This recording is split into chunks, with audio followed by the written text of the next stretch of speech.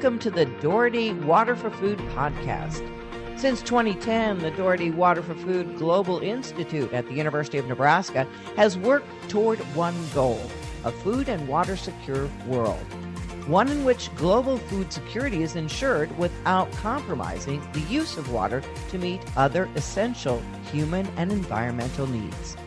It's a daunting vision, but one that is vitally important. This podcast amplifies the voices of those making waves in this space. We hope you enjoy today's episode. Hello and welcome to the Water for Food podcast. I'm Frances Hayes, DWFI Director of Communications and Public Relations, and your host for this week. Today we're exploring how protecting our agricultural systems and natural resources from threats is vital to food and water security. Meghan Jackson is joining us today. She's the Director for Food, Agriculture, and Environment Security at the National Strategic Research Institute, or NSRI, at the University of Nebraska. So we'll discuss her important work in helping U.S. government agencies protect the nation's food production from crop systems to livestock against intentional, accidental, and natural threats. Meghan will also explain the role of defense and security in building a resilient agri-food system. So, Meghan, welcome, and thanks for joining us today. Thanks for having me. So, to start off, just tell us a little bit about yourself, your past work, and how you ended up at the National Strategic Research Institute here at the university. Sure. So before here, I actually worked at federal laboratories focusing on transboundary animal diseases. So these are diseases that aren't currently in the United States. My job was actually predominantly in laboratory operations and emergency management. So I got to help the whole operations keep the bugs in the building. I had a former director of operations tell me that it was the scientist's job to keep the bugs out of the country and our job to keep the bugs in the building. And so we got to do a lot of really fun things. And so before here, I was at the National Biodefense Facility in Manhattan, Kansas, sometimes better known as NBAF. And I was also at Plum Island Animal Disease Center, which has been in operation for about 70 years. And I got to do a lot of really cool things there. I ran around and chased butterflies for a summer and did an environmental survey. And then I got to go sort of dumpster diving to check on trash, and then really moved into project management and helping the science programs move from Plum Island to NBAF, which is kind of a big deal right now. Awesome. Well, that's quite the experience. So what brought you to NSRI from chasing butterflies? Sure. So NSRI is a great place to work for. It's a university-affiliated research center, or UARC, which allows us to be a trusted partner to the federal government. To have a UARC, the University of Nebraska system actually had to compete for this designation, and NSRI was formally established in 2012. There are only 15 UARCs in the country, but over 4,000 colleges and universities. So this relationship with the Department of War, and specifically U.S. Strategic Command, which is our DOW sponsor, is really very unique. We were actually just awarded our newest contract this spring, which is an indefinite delivery, indefinite quantity, or IDIQ vehicle, which allows us to provide support over the next few years up to $500 million. And how long have you been there? It'll be 2 years in September. Okay. Well, at our Water for Food Global Conference in 2023, we had Land O'Lakes President and CEO Beth Ford join us. And in her keynote, something that she said that stood out was that food security is national security. And I think we kind of have a view of that from Water for Food of, if we have food available for people who need it, it makes the world a safer place. Do you share this view? And if so, how does the concept of food security, both here domestically and globally, relate to U.S. national security interests? How also might securing food and water systems of our international allies, promoting stability in developing countries, serve as a key function of our U.S. defense? So that's a loaded question. No, it's all good. So we hear that a lot now, and it's becoming a very popular phrase that food security is national security. NSRI and the PHASE program specifically, we like to take the viewpoint that food security is a part of national security. There's really 4 things that nobody can live without, which are air, food, water, and sleep. And so that runs everything. And the food sector, which is considered a critical infrastructure within the national security realm, this is designated by CISA, or the Cyber and Infrastructure Security Administration. And so with that, there's 16 of these critical infrastructure programs, and food and agriculture is probably the most interconnected of all of those. It requires chemicals, it requires energy, it requires water, it requires transportation, it requires cyber, it requires all of these things. And so from our perspective, if you look at it and you sort of put it in a little box and say food security is national security, it totally is. But we have to take that broader view and look at it from the perspective of how it's connected to everything to really find those workable solutions to problems. If we isolate it and we just look at what's on the farm, we're missing everything that gets it to the farm or gets it from the farm to your table. And so we like to look at it from that kind of perspective, and building those resilient domestic supply chains. And that's one of the big things where it comes into national security, right? The less distance our supplies need to travel and the more control we have over those supply chains, the more secure they are, both from nefarious actors who want to tamper with them or how they might be impacted by uncontrollable events during transport, like a natural disaster. By having more of those domestic supply chains and building resiliency in, we have a greater role in securing our food safety and our food security. So your current work at NSRI is focused on protecting agriculture from chemical, biological, radiological, and nuclear threats. It's an mouthful. Yeah. So tell us about the reality of these threats. Maybe you can go through each one very quickly. But how do they influence our food and water security, both here in the U.S. and around the globe as well? Sure. So the United States has been looking at these threats for a long time, so we tailor that all down to CBRN. It has a very long history in the U.S. And also globally looking at those kinds of threats. For us, and looking at how we sort of use food as a national security thing, and maybe I should have mentioned this before, we have been doing active things to create those public perceptions and increase awareness in those strategic locations. So back in the early 2000s, we were actually using agriculturally focused National Guard personnel to help train Afghanis to build that collaboration and to rebuild their agricultural system. And by doing that, they actually took ownership in it. When we look at this from a different perspective, those biological threats, like you mentioned, can be either accidentally, intentionally, or naturally introduced. You've probably heard a lot about New World screwworm in the news right now. We used to have a biobarrier in the Darien Gap, and that biobarrier is gone now, and now it's moving north. And we have cases in Texas at this time.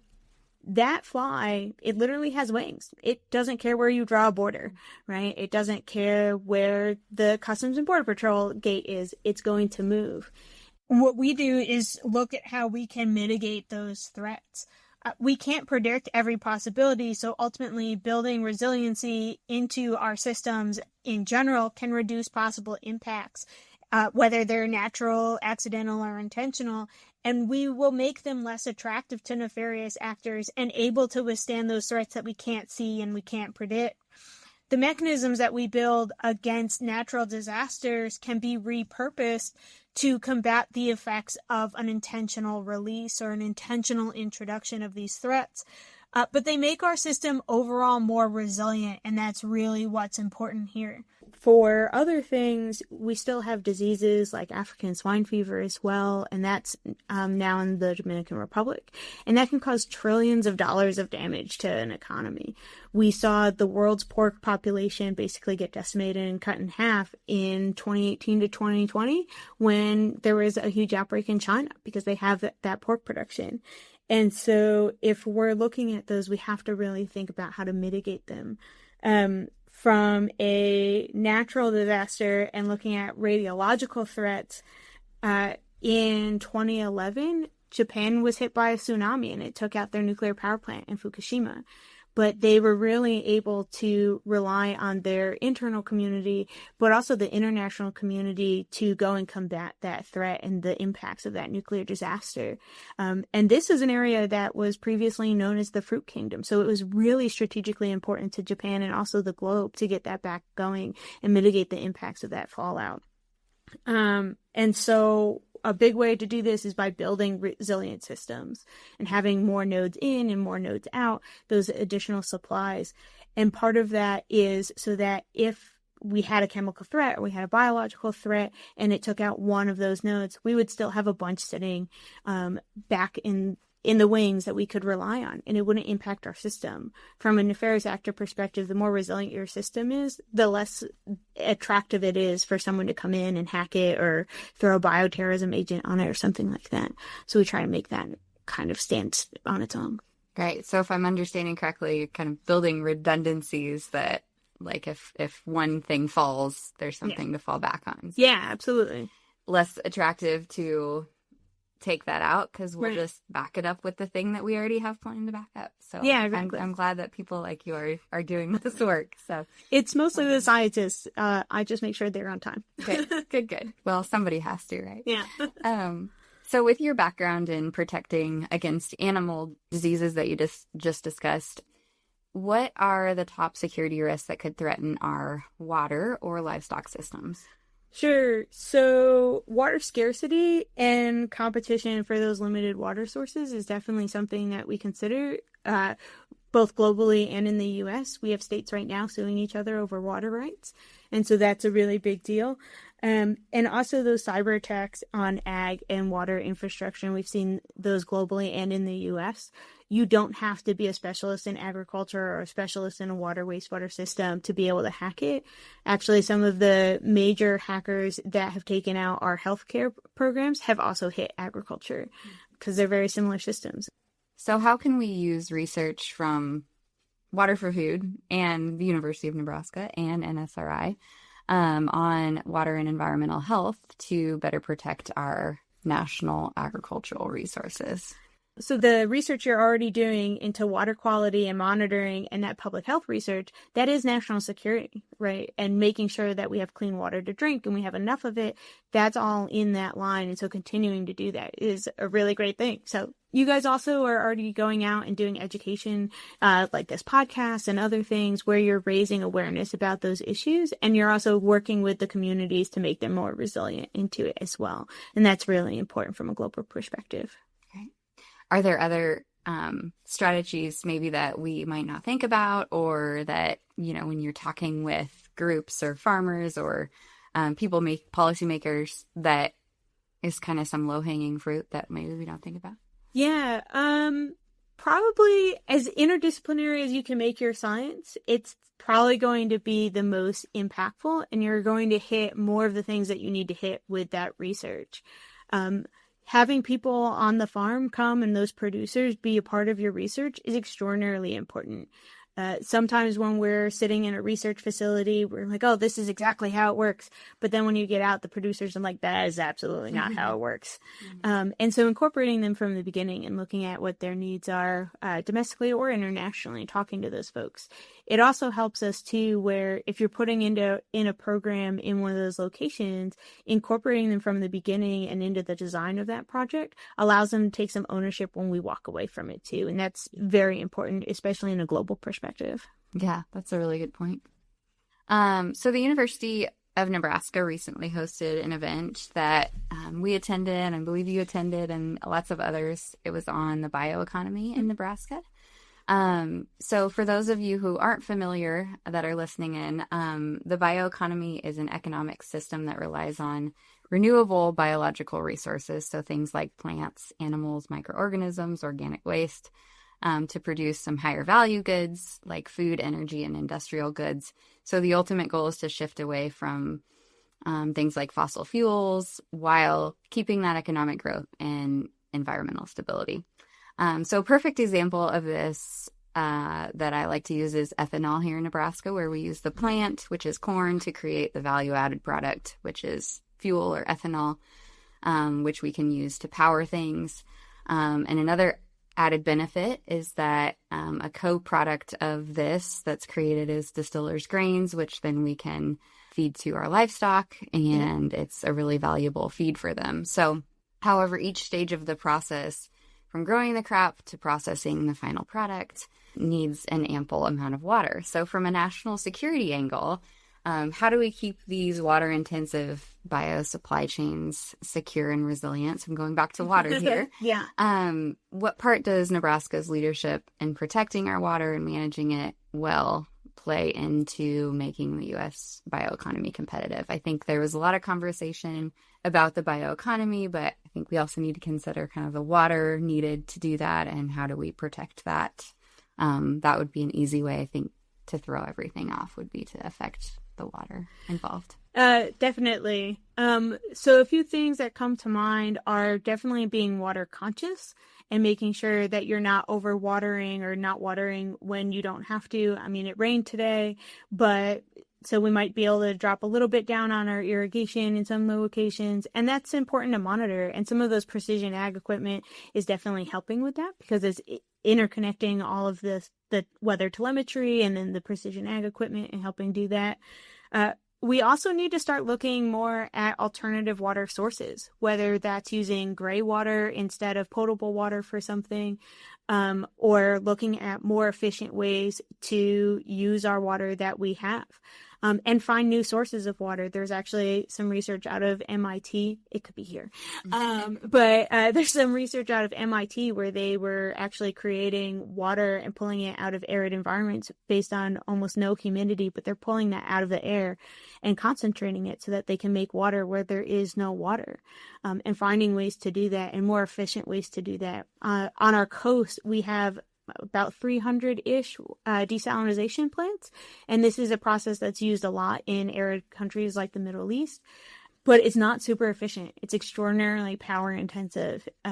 So finding better ways and more efficient ways to do that can make it so that we can use water that is on the coast and get it to where it needs to be. Yeah. Lots of ingenuity happening now. I feel like it's very accelerated. So lots of solutions out there, and a mix of all of them I think will be needed. Yeah, absolutely. We can't, if we put all of our eggs in one basket, the basket's going to break and we're going to end up with no eggs. Yes.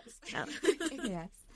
So you worked in high security facilities where trust and data transparency are crucial. I think even in your job with NSRI.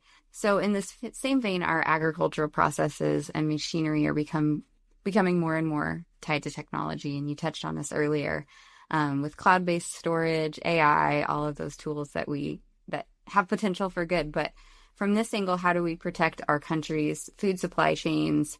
How can we share those same security principles with our producers, that maybe that's a new thing for them? And how do we build the trust in these systems that we can rely on them and we can build up security measures to protect data and their systems? Monitor and report is going to be one of the top things that I would suggest to anybody. Nobody knows their fields or their equipment better than they do on that production front. And so it's really important to watch those things. Precision agriculture is only as smart as the folks using it and those IT sources as well. But these folks have been doing agriculture for decades and for years. And so they know those systems. And so if they can watch and see like, hey, that's not right, that's a really great indicator. And they're the first line defense against that. One of the things that the places I worked before and even with NSRI that producers don't necessarily have is we had huge IT departments monitoring all of that stuff for us, what was coming in or coming out. And we could also air gap our system. So we would have a machine that's not actually connected to the network. And it sounds real low tech now. We're just taking data off with a USB and moving it and things like that. But that air gapping actually prevents intrusion from other folks getting into it, right? And being able to hack. And that's not something that we can do with a lot of the commercial equipment simply because that's how it works. But there are some resources out there and federal resources as well through CISA and also the FBI.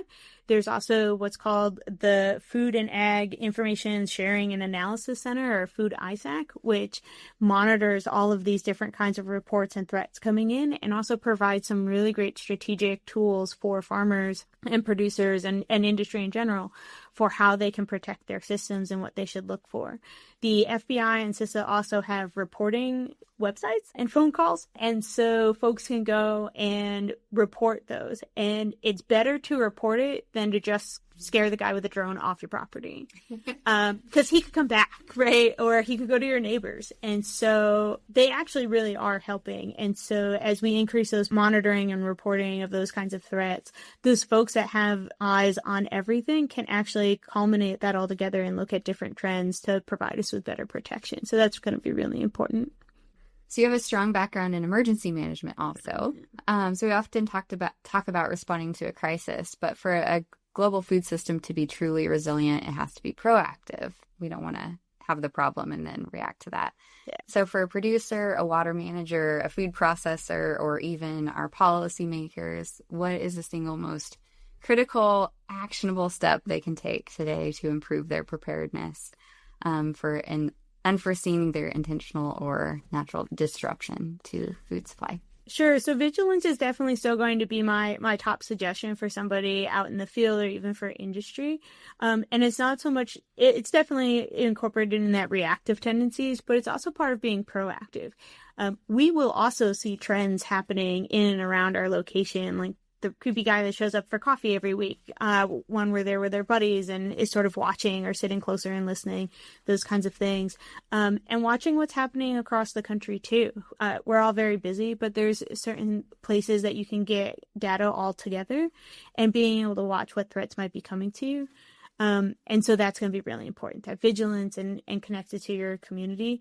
From a policy perspective, I would tell them that we need to prioritize building resiliency. It's one of the best ways to be able to meet the needs of those systems independent of what that threat is. If somebody hacks it, if someone releases a chemical agent, a biological agent, or a nuclear event, hopefully not a nuclear event, but those kinds of things, and it doesn't have to be nefarious. It could also be a natural introduction like we've been talking about, but having those resilient systems and prioritizing the building of those systems, it won't matter, knock on wood, it won't matter if something happens, but we need to prioritize that. We also can't look at everything as a priority. We have to be sort of strategic about it. If we do that, nothing is priority if everything's priority, right? Yeah, that's a good point. So a little bit of more of a softball question here. What are you most proud of so far from your time and your 2 years at NSRI and the university? Getting to build a new program has been so much fun.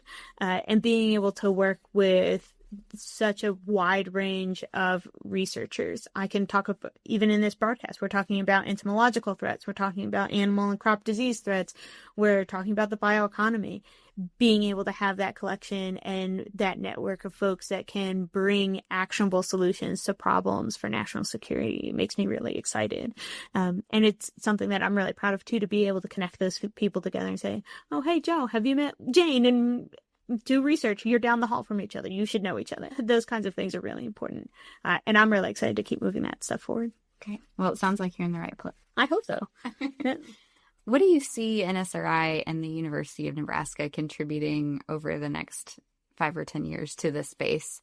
What are some spaces and problems we are ready to solve or positioning to solve? Kind of like, what's the next thing? Sure. I would like to spend and focus a little bit more on mitigation of severe weather and building that resiliency into our critical infrastructure that way, but also disease impacts to crops. We forget about the corn a lot, and corn is in everything.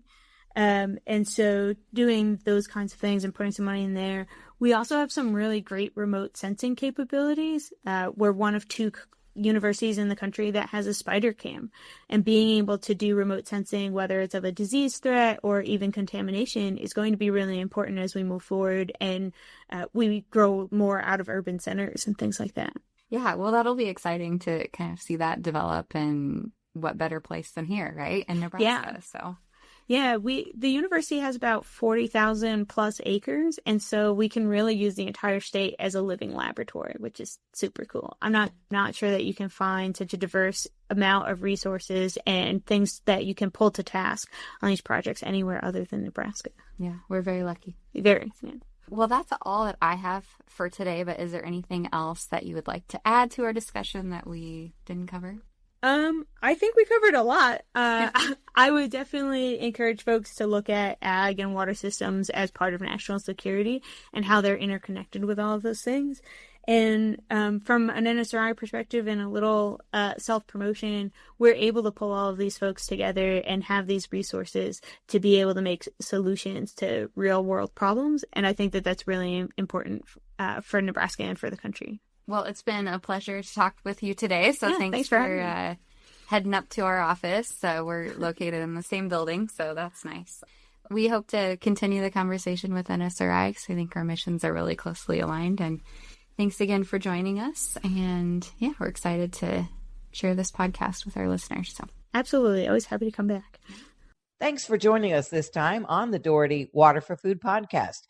Make sure to visit our website, waterforfood.nebraska.edu, to view show notes or subscribe so you don't miss future episodes.